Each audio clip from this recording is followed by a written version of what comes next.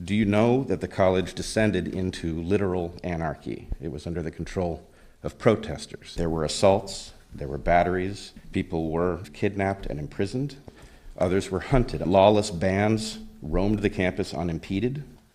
Students that held different opinions were, by the protesters' own analysis, stalked, harassed, and doxxed.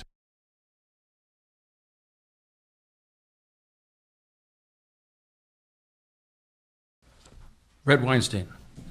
Hi, thank you for this opportunity to speak. I'm a faculty member here.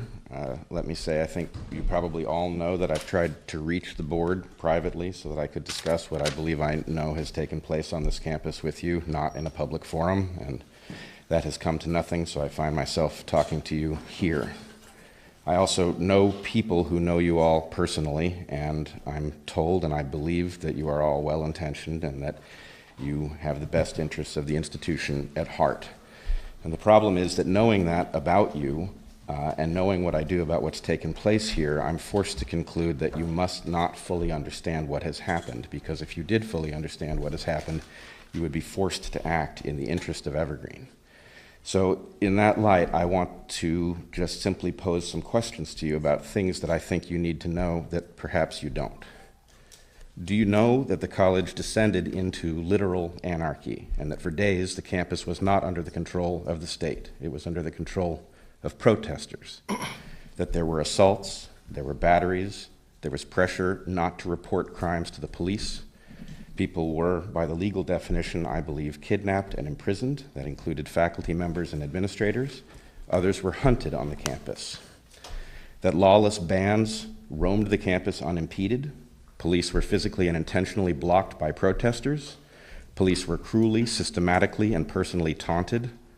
They were humiliated and forced to stand down by the president. Students that held different opinions were, by the protesters' own analysis, stalked, harassed, and doxxed, meaning that their names, pictures, and addresses and phone numbers were distributed online. Do you know that concessions made under intimidation and threat during the protest are now being enacted by the college?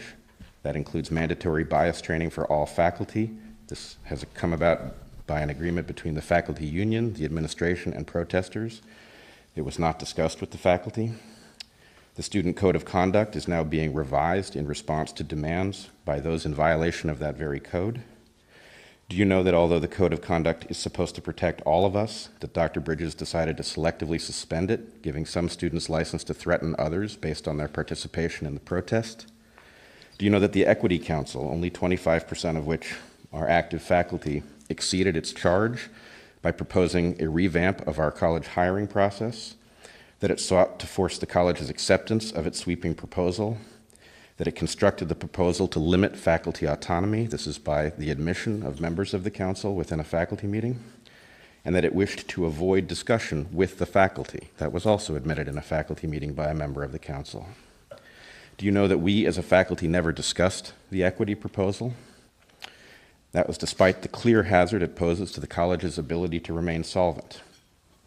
Do you know that the equity proposal is predicated on a quantitative analysis that finds equity gaps, but the analysis cannot withstand scrutiny and would likely be considered fraud if presented in a scientific paper? That it was challenged internally and that critics were silenced? Did you say my time is up? That the flawed analysis makes the remedies that have been proposed effectively permanent, and that the council knows this, one of its chairs having said during the rollout that equity at Evergreen cannot be achieved. It must be perpetually pursued. I guess my time's up. Sure.